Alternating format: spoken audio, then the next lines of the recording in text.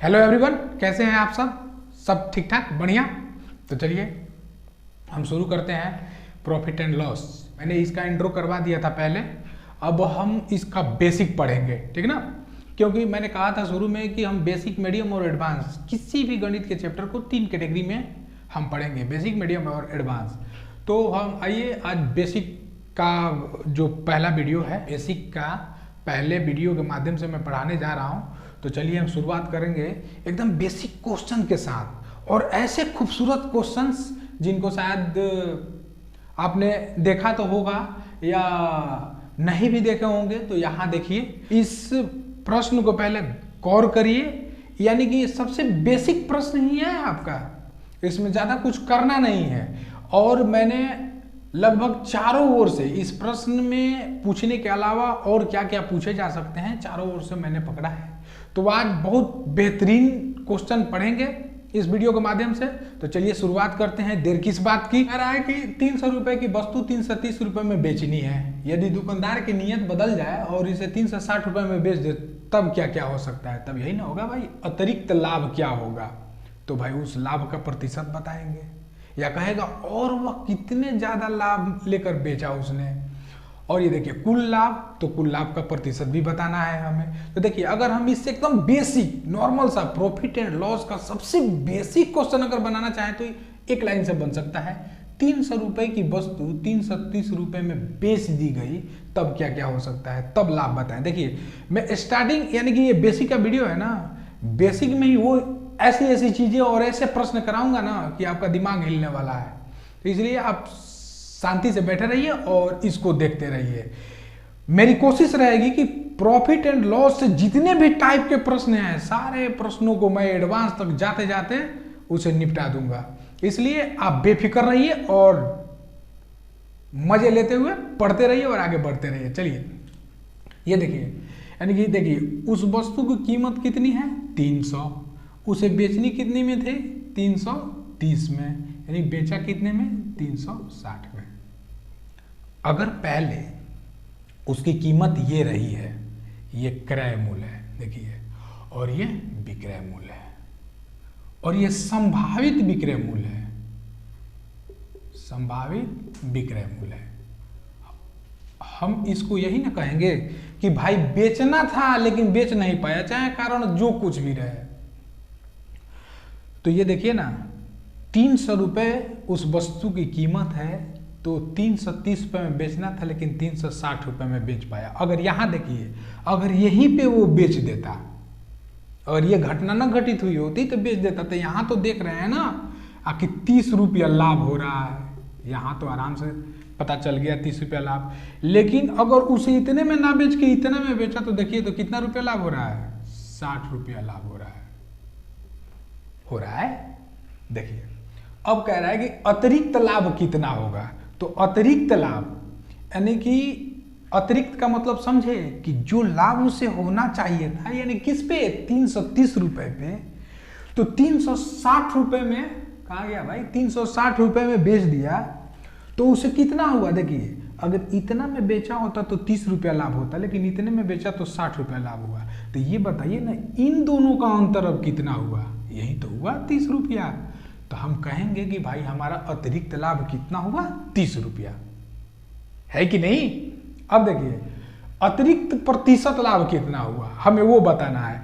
तो ये बताइए कि जब लाभ 30 रुपया है और उसका क्रय मूल्य कितना है 300, तो गुणा 100, यही तो परसेंटेज में हम यही ना करेंगे, ज्यादा कुछ तो करना नहीं है। यानी कि इससे 10 और इससे ये 10, यानी कि कितना हो गया 10%, यही तो हमारा हुआ। अब देखिए, यानी कि ये दोनों क्लियर हो गया, उम्मीद कर रहा हूं। ये देखिए कुल लाभ कितना होगा। अब ये बताइए कि इतने में ना बेच करके जब इतने में बेचा, यानी कि 300 रुपया में ना बेच के 360 रुपया में बेचा है, तो कुल लाभ हम क्या कहेंगे, यही तो है कुल लाभ, है कि नहीं। उसके बाद से फिर पूछ रहा है कुल लाभ प्रतिशत क्या है, पूछ रहा है कि नहीं। तो फिर कुल लाभ कैसे निकालेंगे, कुल लाभ हुआ 60 का, क्रय मूल्य इतना, गुणे 100 निकाल देंगे और प्रतिशत दे देंगे, यानी कि इससे 5 मर्त में, ये 5 से इतने मर्त में। तो मुझे ये बताइए कि ये कितना हो गया, 20% हमारा आ गया। यानी कि अतिरिक्त लाभ हमारा 30 रुपया था, उस पर हमने अतिरिक्त लाभ प्रतिशत निकाला 10%। देखिए यहाँ अतिरिक्त लाभ प्रतिशत दिया है ना, ऐसे भी पूछ सकता था कि प्रतिशत लाभांतर बताएं।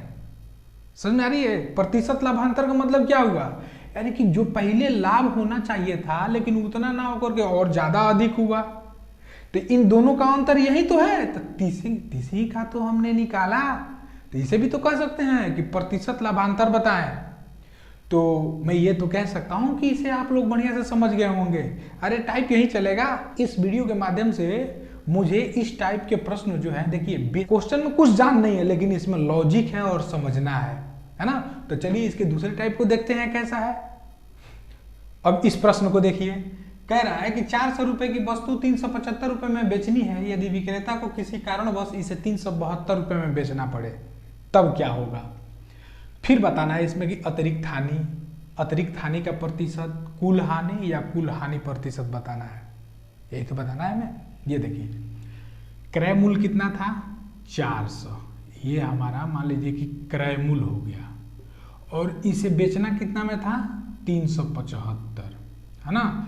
इसको क्या कह रहे हैं हम, संभावित विक्रय मूल्य। और इसे बेचा कितने में गया 372 में, यानी कि ये हमारा एग्जैक्ट सेलिंग प्राइस हो गया, विक्रय मूल्य ही तो हुआ। वस्तु की कीमत ये रही होगी, बेचना इसे इतने में था लेकिन बेच पाया इसे इतने में, ठीक है। अरे कुछ उसके वस्तु में कुछ डिफेक्ट आ गया होगा जिसके कारण और भी रेट कम करके बेच रहा होगा।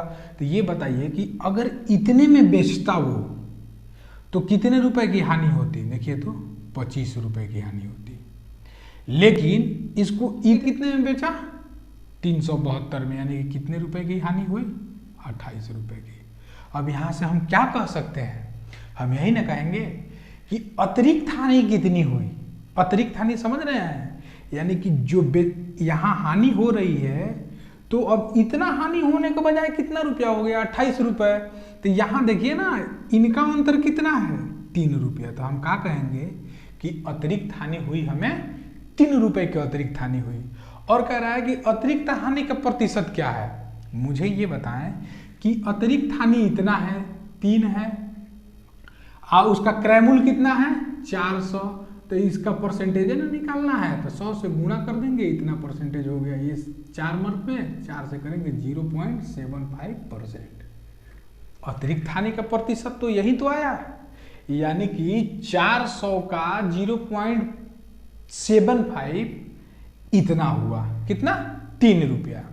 अब कह रहे हैं कुल हानि कितना हुआ, तब देखिए तो 400 पर, यानी कि फाइनल यहाँ पे हुआ है ना, उसका क्रय विक्रय जो भी है इतने पर हुआ है फाइनल, तो इसका फाइनल ये हुआ 28 रुपया। तो यहाँ हो गया हमारा ये कुल हानि। और पूछ रहा है कुल हानि का प्रतिशत क्या होगा, तो जैसे मैंने निकाला उसे इसको भी 28 कुल हानि हो रहा है 400 पर और गुणे 100 कर देंगे, यही तो हमारा परसेंटेज हो जाएगा।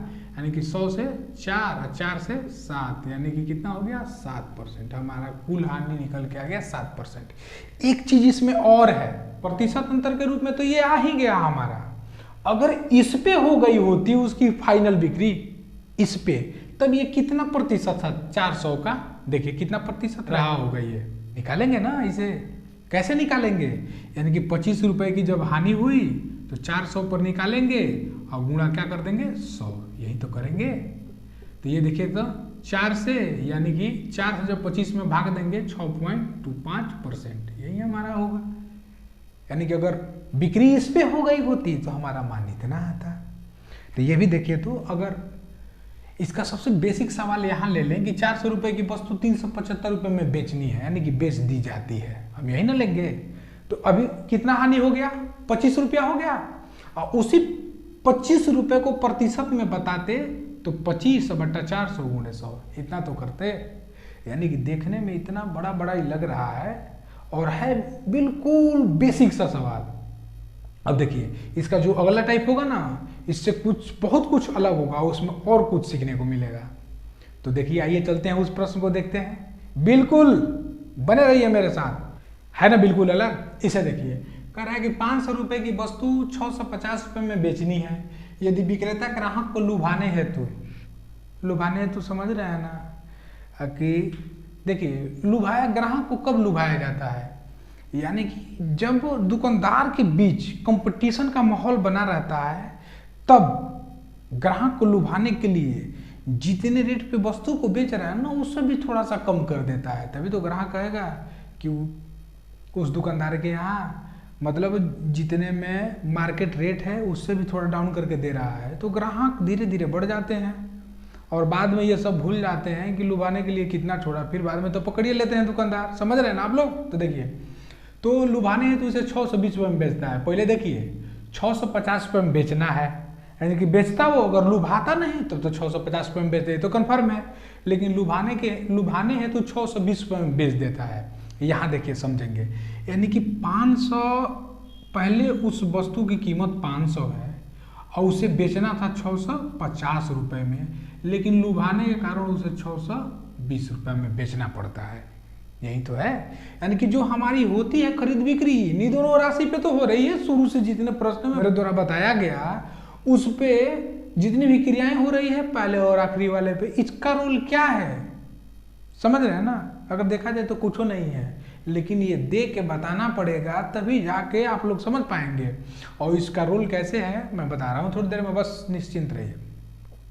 ये कह रहा है कि कुल लाभ बताएं भाई। देखिए खरीद इतने की है तो बिक्री इतनी की हो रही है, चाहे लुभाए चाहे ना लुभाए, डायरेक्ट हम यहाँ से कहेंगे। देखिए तो 500 से 620 तक जाने में 120 रुपया का अंतर है। अब देखिए अब कह रहा है कि कुल लाभ, तो भाई फाइनल हमारा जो मार्केटिंग हुआ है यानी कि जो भी क्रय विक्रय हुआ है 120 रुपये का लाभ बन रहा है, तो कुल तो लाभ इतना हो गया। मुझे ये बताएं कि जब 120 रुपया है ये देखिए ना 120 और बट्टा क्रय मूल्य, ये बताएं बेसिक वीडियो में मैंने बताया था कि लाभ और हानि की गणना कभी भी क्रय मूल्य पर की जाएगी, समझ गए। और इसको प्रतिशत में बदलना है तो 100 कर देंगे। इसका मतलब ये हुआ, क्या हुआ, ये कट गया 5 से, ये कट गया 24 से, यानी कि 24%। हमसे ये पूछ लेगा भाई ये जो 120 रुपया हो रहा है ये कितना हो गया 24%। अब कह रहा है कि कितने की हानि कर बैठा वो, कितने की हानि कर बैठा ये बताइए कि 650 रुपये में बेचना था, यही तो वो वैल्यू है इसका। अगर ये नहीं पूछता, तुलना नहीं कराया गया होता तो पता चलता, नहीं चलता। तो 650 रुपये में बेचना था लेकिन उसने बेच दिया कितना 620 रुपये में। देखिए तो कितने रुपए की हानि कर बैठा 30 रुपये की। यहाँ तो समझ में आ रहा होगा, आ रहा है। अरे बड़े भाई काहे नहीं बोल रहे हैं 30। ये बताइए कि यानी कि इतने की हानि कर बैठा, आप कह रहे हैं कितने प्रतिशत की हानि कर बैठा, वही तो बताना है। ये 30 है और ये जो है इसकी खरीद जो है 500 पर है और गुणा 100 बता देना है। फिर ये देखिए तो 5 से ये 6, यानी कि हम आराम से कह सकते हैं 6%। 6%। देखिए गड़बड़ा गए हम, 6% की हानि कर बैठा ना। उसके बाद से इसमें जानते हैं एक और प्रश्न होता, देखिए मैं कह रहा हूँ ना कि जैसे याद आएगा वैसे मैं याद का आएगा। मैंने आपको पहले बताया कि जितने भी प्रश्न इस टाइप के बनने वाले होंगे वो बताऊंगा। एक प्रश्न क्या आ सकता है, सोच सकते हैं? चलिए सोच लीजिए, वीडियो को रोक लीजिएगा और सोचिए, तब तक मैं बता रहा हूँ। ठीक, बताओ आया दिमाग में? कहता कि यदि ग्राहक को न लुभाया होता, ग्राहक को न लुभाया होता तब कितने का लाभ होता, यही न पूछ सकता था। तो अगर ग्राहक को न लुभाया होता तो ये देखिए कितने का लाभ होता, यानी कितना ही पे अगर काम हो जाता है बिक्री हो जाती मतलब, तो ये कितने का लाभ होता 150 का।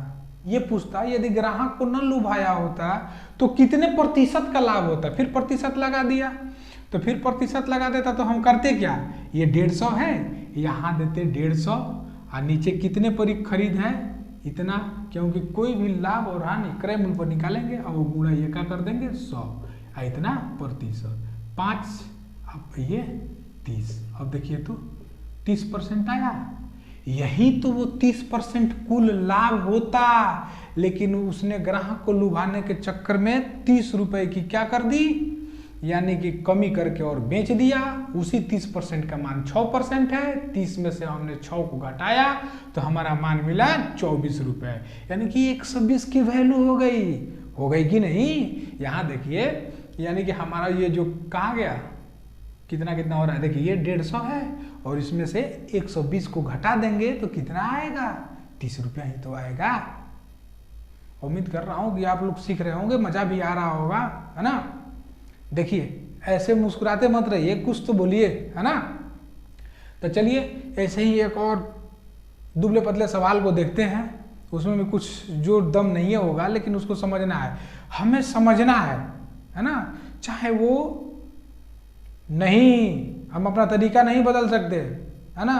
हमें उसी तरीके से आपको बस समझा देना है, संतुष्ट कर देना है। मेरा टारगेट यही है। ध्यान दीजिएगा इधर, देखिए क्या कह रहा है। कह रहा है कि 550 रुपये में बेचने के बजाय 450 रुपये में बेच दिया गया किसी वस्तु को, है ना। तो यदि उसका क्रय मूल्य 500 रुपया हो तो कुल हानि बताना है। मुझे ये बताइए कि अगर ये क्रय मूल्य इसका ये है, बेचना था 550 रुपया में, उसने बेचा कितने में, 450 रुपया, यानी कि ये संभावित विक्रय मूल्य है, ये हमारा क्रय मूल्य है और ये हमारा फाइनल जिस पे खरीद बिक्री हुई है। अब मैंने बता ही दिया, समझ में आ गया होगा। ये बताइए कि इसको बेचना था इस पे, लेकिन बेच दिया इस पे, पता चला कुल हानि कितना होगा। कुछ नहीं कहेंगे, हम देखेंगे बस इसका अंतर कितना है, 50, हमारा ये कुल हानि निकल जाएगा, ठीक ना। कैसे, अब आप लोग सोच रहे होंगे कि कैसे। अभी मैंने बताया कि जो भी खरीद बिक्री जो होती है ना, क्रय मूल्य यानी खरीद मूल्य ऐसा अमाउंट है कि वो कभी बदलता नहीं। समझ गए, कैसे नहीं बदलता, आप धीरे धीरे इसको जानेंगे। वो अपने आप में 100% होता है। आगे के वीडियो में इससे पूरी डिटेल में बताऊंगा। तो ये क्रय मूल्य जो भी होगा हम इससे ना लेंगे, अरे वो होना चाहिए था, उन्हें बेचना था लेकिन हुआ नहीं ना, इसलिए हम कहेंगे कि भाई उसकी कुल हानि, टोटल हानि, संपूर्ण हानि 85 रुपया हम मानेंगे, है ना। अब देखिए 50 रुपये इसलिए मानेंगे हम कि क्रय मूल्य हानि और लाभ दोनों का आधार है ना, इसलिए 50 रुपये होगा। अभी इससे भी दुबले पतले सवाल, लेकिन उसमें पूरा फुल लॉजिक होगा, वहीं से आपका सफर अब लाभ हानि का शुरू होता है। जो ये अगले टाइप कुछ अलग टाइप के थे, इनको बताना बहुत जरूरी था, मैंने बता दिया। और आपका काम है देखना, आपने सीख लिया, बस यही तो चाहिए। चलिए कुछ ऐसे ही हल्के दुबले पतले सवालों के साथ मिलते हैं अगली वीडियो में। तब तक के लिए खुश रहिए, मस्त रहिए, व्यस्त रहिए। धन्यवाद।